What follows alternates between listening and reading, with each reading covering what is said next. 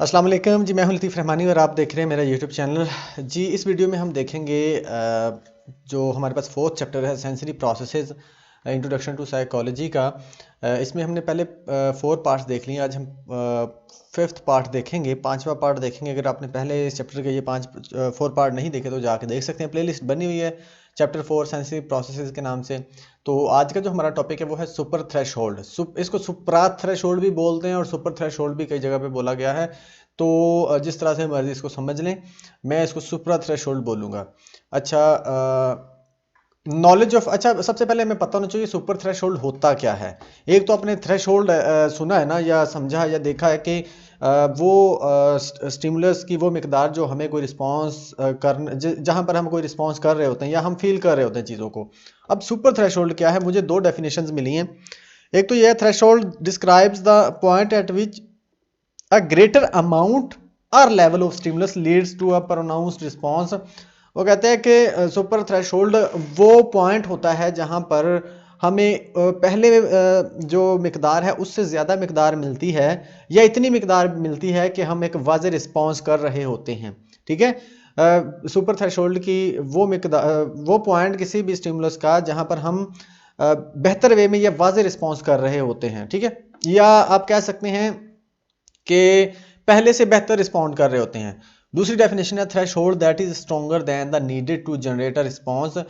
वो थ्रेशोल्ड जो उससे स्ट्रॉन्ग होता है जो जिस पर हम रिस्पॉन्स देते हैं ना, यानी कि उस थ्रेशोल्ड से उस स्टिमुलस से स्ट्रॉन्ग स्टिमुलस होता है ये जिस पर हमने पहले रिस्पॉन्स दिया होता है। ठीक है, वो रिस्पॉन्स जो वो स्टिमुलस जो रिस्पॉन्स जनरेट करने के लिए ज़रूरी होता है उस मिकदार से ज़्यादा मिकदार अगर आपको मिले वो सुपर थ्रेशोल्ड कहलाती है। दो डेफिनेशन है। ठीक है जी, अब देखते हैं हम टॉपिक को।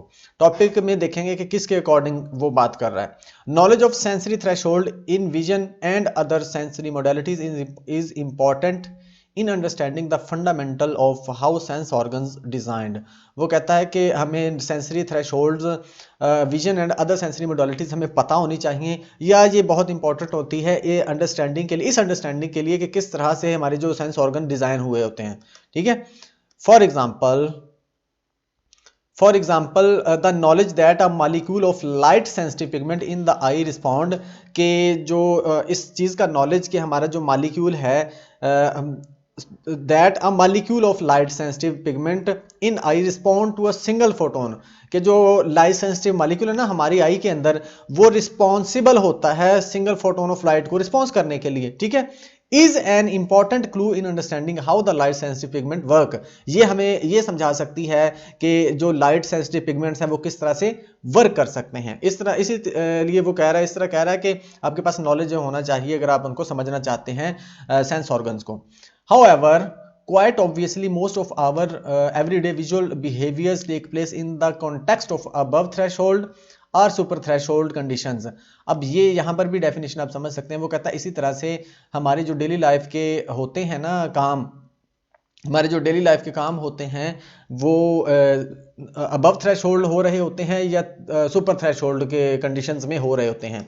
अच्छा ये देखें, अब अबव थ्रेशोल्ड की बात आ गई ना, इसमें हो रहे हैं या सुपर थ्रेशोल्ड में हो रहे हैं। हमारा जो थ्रेशोल्ड का जो लेवल होता है ना नॉर्मल, उससे अगर ज़्यादा मिकदार होगी तो वो अबव थ्रेशोल्ड या सुपर थ्रेशोल्ड होगा। Beginning with Weber and Fechner in the mid 19th century, scientists have been investigating the relation between suprathreshold stimulus intensities and corresponding sensory magnitude by presenting stimulus of। वो कहते हैं कि ये वाली चीज़ जो weber और Fechner है ना 19th सेंचुरी में इस पर वर्क कर रहे थे, कि वो देखना चाहते थे कि हमारी जो थ्रेशोल्ड स्टिमुलस इंटेंसिटी है ना, एंड इन दोनों के दरमियान में रिलेशन देखना चाहते थे। किसके दरमियान में? Stimulus intensity and sensory magnitudes bye presenting different stimulus पेश किए जा रहे थे, यानी कि दिखाने के बाद या डिफरेंट स्टिमुलस के साथ काम करने के बाद, and attempting to measure the magnitude of the humans responses to them. और वो जो रिस्पॉन्स दे रहे थे ह्यूमंस, ठीक है, जो रिस्पॉन्स दे रहे थे उसको मेजर करना चाह रहे थे, उसका मैग्नीट्यूड देखना चाह रहे थे कि किस मैग्नीट्यूड पर क्या रिस्पॉन्स आता है। For example, imagine yourself in the following experiment, you sit in a dimly lit room. वो कहता है कि आप ऐसे रूम में बैठे हैं जहां पर लाइट बहुत कम है, on each of a series of trials, आपको डिफरेंट ट्रायल्स कराए जाते हैं, किस पर, a small spot of light appears on the screen, एक छोटी सी लाइट अपीयर होती है स्क्रीन पर और आपको दिखाई जाती है, डिफरेंट ट्रायल्स किए जाते हैं और आपको कहा जाता है कि इसकी इंटेंसिटी के अकॉर्डिंग आप नंबर दें, 1 से लेके आपने 100 तक नंबर देने हैं। यानी पहली दफा जब दिखाया आपको नजर, आपने कहा 1, अब वो सबसे कम लाइट थी जहां पर आपने रिस्पॉन्स किया, फिर उसके बाद आपको थोड़ी सी और उससे अच्छी लाइट या उससे ज्यादा लाइट दिखाई गई, फिर आपने बोला 2, थोड़ी सी और ज्यादा दिखाई गई, आपने बोला 3, थोड़ी सी और ज्यादा दिखाई गई, आपने बोला 4। अब ये वाली वो अब ये सुपर थ्रेशोल्ड की बात हो रही है कि वो किसी भी चीज की वो स्ट्रॉन्गर मिकदार या स्टिमुलस की स्ट्रॉन्गर मिकदार जिस पर हम पहले रिस्पॉन्स कर सके हैं, उससे ज्यादा मिकदार अगर आ रही हो तो वो सुपर थ्रेशोल्ड होता है, जहां पर हम उसको हम समझ सकें कि यार ये पहले से ज्यादा है, ये पहले से ज्यादा मिकदार है। ठीक है, फॉर एग्जाम्पल जैसे वो कहता है कि हमने नीचे ग्राफ बनाया कि यहाँ पर उसने बोला हाँ जी यहाँ पर थोड़ी सी लाइट है, फिर यहाँ पर वो कहता है पहले से ज्यादा लाइट है, फिर यहाँ कहता है उससे भी ज्यादा लाइट है, फिर यहाँ कहता है इससे भी ज्यादा लाइट है, यहाँ पर वो कहता है इससे भी ज्यादा लाइट है। यानी कि अब यहाँ पर सुपर थ्रेशोल्ड की आप डेफिनेशन समझ सकते हैं कि स्टिमुलस की वो मिकदार स्टिमुलस की वो मिकदार जो उस मिकदार से ज्यादा हो जिस पर हमने पहले रिस्पॉन्स किया था। ठीक है, यानी कि यहां पर एक खास तरह की अमाउंट आपको मिली, आपने रिस्पॉन्स कर दिया जी मौजूद है, फिर उससे ज्यादा मिकदार मिली या आपको क्वांटिटी मिली तो आपने बोला ये उससे ज्यादा है, वहां पर आपने नंबर 2 दे दिया, फिर यहां पर आपने बोला ये पिछले वाली से भी ज्यादा है। ठीक है, तो पहले वाली स्टिमुलस से ज्यादा मिकदार है तो इसको सुपर थ्रेशोल्ड जो हम उसको जज कर सकें या हम बता सकें कि हाँ जी यहां पर भाई जी मिकदार ज्यादा है। ठीक है, ये ग्राफ बना है, psychological data from a magnitude estimation experiment plotted on the vertical axis is the average magnitude estimate given by the observer, जो ऑब्जर्वर ने दिया है, on the horizontal axis is the measure of the magnitude of the physical stimulus, और horizontally जो दिया गया ये physical magnitude है। Such a graph may be obtained from the stimulus, वो कहता है कि ये इस तरह का ग्राफ कहीं से भी किसी तरह के केस में भी हासिल किया जा सकता है। आगे बढ़ते हैं। In the mid-20th century, American psychologist S.S. Stevens carried out an intensive investigation of suprathreshold sensation using the kind of experiment experiment किया गया, उसने इन्वेस्टिगेट किया या उसने देखा ढूंढा suprathreshold sensation, ठीक है, एक एक्सपेरिमेंट के through. To interpret this idea this his data Stevens derived a law, एक लॉ उसने बनाया, bearing his name from 2 assumptions, अपने नाम उसने अपने नाम से एक लॉ बनाया जिसकी 2 assumptions थी। 2 assumptions थी, कौन कौन सी? The first assumption is that the Weber Fechner law described above, जो हमने ऊपर पार्ट 4 में देखा था, वो कहते हैं वो करेक्ट है। That is just noticeable difference J and D above some standard stimulus is some fixed percentage of the standard. वो कहता है कि अब जो जस्ट नोटिसेबल डिफरेंस है ना, वो जो हमें चाहिए होता है किसी भी फर्क को फील करने के लिए, यार ये पहले से ज्यादा है, वो कहता है उसकी जो परसेंटेज है वो सेम ही रहेगी। जैसे हमने बोला था कि अगर आप यहां पर, मैं आपको दिखा भी देता हूं, हाँ यहां पर वो कहता है लाइट इंटेंसिटी, जब भी लाइट की बात आएगी, आप चाहे 100 वाट का बल्ब जलाओ, आप चाहे 1000 वाट का बल्ब जलाओ, आपको 8% लाइट बढ़ानी पड़ेगी। कोई भी किसी भी वाट का बल्ब जलाएंगे तो उसी वाट के हिसाब से आपको 8% लाइट बढ़ानी पड़ेगी, अगर आप उसको समझना चाहते हैं या उसको परसीव करना चाहते हैं कि ये पहले से ज्यादा है। ठीक है, दूसरी assumption क्या है? The second assumption is that psychological intensity is appropriately measured in units of J and D, units में मेजर किया जाता है। ठीक है, just as distance in appropriately measured, जैसे वो कहता है डिस्टेंस को हम मीटर या वेट को हम ग्राम्स में मेजर करते हैं, इसी तरह से इसको भी मेजर किया जा सकता है। ठीक है, this means for example that the difference between 4 and 7 J and Ds is 3, 4 और 7 में कहता है डिफरेंस क्या होगा? 3 होगा। इसी तरह से अगर आप 10 और 13 में बोलें तो भी 3 होगा। ठीक है, we will skip the mathematical, वो कहता है मैथमेटिकल को छोड़ देते हैं, हम जो इसकी बॉटम लाइन उस पर आते हैं। Stevens law multi implied by these assumptions is that perceived psychological magnitude, जो psychological magnitude is a power function of physical magnitude. वो कहता है जो साइकोलॉजिकल मैग्नीट्यूड है ना, वो बराबर होता है पावर ऑफ फिजिकल मैग्नीट्यूड के, पावर ऑफ फिजिकल मैग्नीट्यूड के। Where R is an exponent unique to each sensory modality, जो आर की मिकदार है हर सेंसरी मोडेलिटी के लिए यूनिक होगी। The function shown in figure 4.3 is the power function with N exponent of 0.5, वो कहता है शक्ल में आपको दिखाया गया है 0.5 जो एक्सपोनेंट के हिसाब से, विच मीन्स दैट जो साइकोलॉजिकल हमारे पास साइकोलॉजिकल मैग्नीट्यूड है is equal to the square root of physical magnitude. ये उसका कुलिया बता रहा है, फार्मूला बता रहा है। Steven and other have reported literally thousands of experiment in support of the proposition that the relation between physical and psychological intensity is a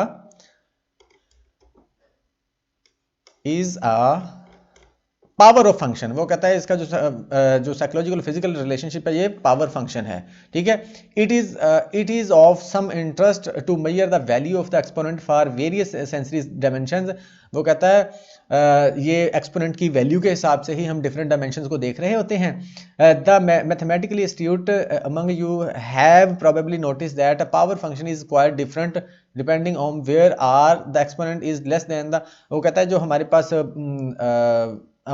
पास जो वैल्यूज आ रही होते हैं मैथमेटिकली अगर हम देखें तो वो आर पर डिपेंड कर रही होती हैं। अगर लेस देन होगा the exponent is less then और ग्रेटर देन 1.0 या लेस देन या ग्रेटर देन के हिसाब से नीचे ली गई हैं जो ग्राफ के अंदर हम देख भी रहे हैं। इसको देखते हैं कैसे। वो कहता है 4.4 में दिखाया power function with the less than 1 exponent such as that corresponding to loudness. जो लेस देन होगा ना वो लाउडनेस को शो कर रहा है, इज कनकेव डाउन, वो नीचे को जा रहा है, ठीक है। अगर पावर आर की लेस देन 1 होगी, जो लेस देन, हाँ ठीक है 1 होगी तो वो उसकी जो कर्व है ना नीचे को जाएगी। जैसे यहां पर आप देख सकते हैं, ये देखें ये लेस देन 1 थी, 0.5 थी, ये नीचे को जा रही है। अगर 1 होगी तो ये सीधी जाएगी, अगर 1 से ज्यादा होगी तो 1.5 जाएगी, ठीक है। तो वो कहता है ऊपर को जाएगी, अगर 1 से ज्यादा होगी तो वो ऊपर को इसकी कर्व जाएगी, अगर कम होगी तो नीचे को कर्व जाएगी। अब ये शो क्या करता है, कम होना या ज्यादा होना शो क्या करता है, अभी देखते हैं। Such the loudness that is increasing levels of physical intensity lead to progressively smaller increase in sensation. वो कहता है इसका मतलब ये हुआ increase in levels of physical intensity, जब हम फिजिकल इंटेंसिटी बढ़ाएंगे तो ये किसको लीड करेगी, क्या हमें रिजल्ट मिलेगा, स्मॉलर इंक्रीज इन सेंसेशन। थोड़ी जी जो हमारा जो सेंसेशन का स्टिमुलस है ना वो थोड़ा सा इंक्रीज होगा, थोड़ा सा इंक्रीज, ठीक है। इन कंट्रास्ट इसके मुकाबले में power function with the greater than 1, अगर 1 से ज्यादा होगी आर की value, such as that corresponding to electric shock, जैसे इलेक्ट्रिक शॉक की तरह, इज कनकेव अप, ये ऊपर को जाएगी, जैसे हमने ऊपर भी देख भी लिया। That is increasing level of physical intensity. वो कहता है अगर हम, इसका मतलब है कि जब फिजिकल इंटेंसिटी को बढ़ाएंगे तो lead to progressively greater increase in sensation, तो ये सेंसेशन भी बढ़ेगी। यानी कि अगर हम कम गर्म चीज को हाथ लगाएंगे तो हमें कम फील होगा, अगर हम ज्यादा गर्म को हाथ लगाएंगे तो ज्यादा फील होगा हमें, ठीक है। The exact reason why the exponents differ among the sensory modalities is not known. यही वजह है कि the exact reason why the exponent differs, कि क्यों एक्सपोनेंट डिफर कर रहा है among the sensory modalities is not known, ये हमें नहीं पता कि ये जब डिफरेंट मोडालिटीज के केस में ये डिफर क्यों कर रहा होता है, चेंज क्यों हो रहा होता है। It is interesting to note however the relatively benign sensory modalities such as light. वो कहता है जो मामूली या सॉफ्ट सेंसरी सेंसेस होती हैं जैसे कि लाइट वगैरह, light intensities have less than 1 exponents. जो लाइट के केस में लेस देन 1 एक्सपोनेंट होता है, एक्सपोनेंट की वैल्यू लेस देन होती है, ठीक है। While relatively harmful sensory modality such as electric shock have greater than 1 exponent. जो इलेक्ट्रिक शॉक वगैरह है उसकी जो एक्सपोनेंट की वैल्यू ग्रेटर देन 1 होती है। This configuration probably serves adaptive purposes. वो कहते हैं ये वाली जो है यूज की जाती है अडेप्टिव पर्पसेस के लिए। The relatively benign modality such as light intensity. वो कहता है कि जो रिलेटिवली बिनाइन होती है या सॉफ्ट होती है वो, जैसे कि light intensity, the relation between physical intensity and the psychological response simply conveys useful information that may or may not be immediately relevant। वो कहता है कि जब हम फिजिकल और साइकोलॉजिकल रिलेशन देख रहे होते हैं ना तो इसके दरमियान हमें वो इंफॉर्मेशन मिल रही होती है, यानी कि इन दोनों को में जो रिलेशन बनता है ना, जब हमें कोई आवाज आएगी तो हम साइकोलॉजिकली क्या सोचेंगे, उसका जो मतलब निकल रहा होता है वो कहता है हमारा या तो काम का हो सकता है या नहीं हो सकता। फॉर इंस्टेंस, फॉर मिसाल के तौर पर a loud train whistle be speaking near by train, या बहुत ज्यादा जो हमारी मतलब कि ट्रेन की अगर आपको विसल सुनाई देती है या आप करीबी ट्रेन से बोलते हैं, signals are greater need to be cautious. हमें ये कहते हैं कि ये ज्यादा हमें हमें एहतियात करने का बोला जाता है। यहाँ पर हमें लगता है कि हमें ज़्यादा एहतियात करनी चाहिए, हम साइकोलॉजिकली सोच रहे होते हैं, या हमें लग रहा होता है कि अभी हमें एहतियात करनी चाहिए क्योंकि विसल आई है तो इट मीन्स कि ट्रेन नज़दीक आ गई है। देन अ सॉफ्ट विसल, अगर वो कहता है कि एक तेज विसल आएगी तो आप ज्यादा चौकस हो जाएंगे। Then a soft whistle indicating that the train is far away, अगर एक सॉफ्ट सी विसल हमें ट्रेन की आएगी इसका मतलब ये होता है, अगर तो देखिए बहुत लाउड आपको विसल आ रही है इट मीन्स कि ट्रेन करीब है, हमें एहतियात करनी चाहिए। अगर आपको सॉफ्ट सी विसल आई है तो इट मीन्स कि ट्रेन बहुत दूर है। ठीक है, ये इस तरह से वो कहता है कि जो उसकी शिद्दत होगी, इंटेंसिटी होगी, और उसका जो साइकोलॉजिकल इंपैक्ट होगा, उन दोनों का रिलेशन बन के हमें जो मालूमात मिल रही होगी या क्रिएट हो रही होगी वो हमारे काम की भी हो सकती है और काम की नहीं भी हो सकती। जैसे अगर दूर से आ रही होगी ट्रेन तो हमें पता चल जाएगा अभी ट्रेन दूर है, लेकिन अगर करीब से विसल आई है तो हम कहेंगे हमें फौरन एहतियात करनी चाहिए। However a modality like pen signal that the need for immediate action, जबकि अगर कहते हैं पेन का सेंसेशन होगी तो हमें इमीडिएट एक्शन की जरूरत होती है। And it would make sense to make it as obvious to the perceiver as possible that such action should be taken. वो कहता है कि हमें मतलब जो भी एक्शन लेना चाहिए because body harm is likely, जो बॉडी मतलब कि बॉडी को हार्म हो सकता है, नुकसान पहुंच सकता है। इफ़ योर फिंगर, अब मिसाल दे रहा है, if your finger accidentally comes in contact with the red hot coal, अगर आप किसी हॉट चीज़ से छूते हैं तो it is important that this highly pain evoking stimulus produce a very high response.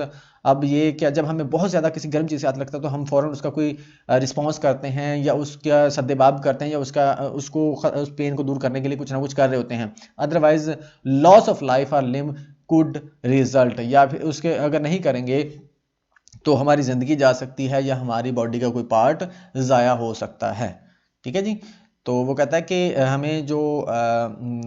हमें जो फिजिकल इंटेंसिटी होती है ना किसी भी चीज़ की, उसी पर डिपेंड कर रहा होता है, आखिरी वाली जो चीज़ की मैं वजाहत कर रहा हूँ उसी पर डिपेंड कर रहा होता है कि हमने कैसे रिस्पॉन्स करना है। ठीक है, हम फिजिकल इंटेंसिटी और साइकोलॉजिकल मैग्नीट्यूड को मिला रहे होते हैं और फिर उसका रिजल्ट निकल रहा होता है और उसके अकॉर्डिंग हम फिर आगे चल रहे होते हैं। जैसे अगर आपका हाथ किसी गर्म चीज़ से छुआ तो आपने फ़ौरन रिस्पॉन्स करना होता है या उसका सद्देबाब करना होता है। ठीक है, और हमें पता होता है कि अगर हम सद्देबाब नहीं करेंगे तो हमें ज़्यादा नुकसान हो सकता है। तो ये था जी सुप्रा थ्रेशोल्ड, जिसमें हम डिफरेंट इंटेंसिटीज़ को देख रहे होते हैं, यानी कि पहले से अगर ज़्यादा इंटेंसिटी तो आप अगर उसको नोट कर ले तो आपका सुप्रा थ्रेशोल्ड है। ठीक है, पहले वाली मिकदार से ज़्यादा मिकदार को अगर आप समझ लेते हैं तो उस चीज़ को बोलते हैं सुप्रा थ्रेशोल्ड।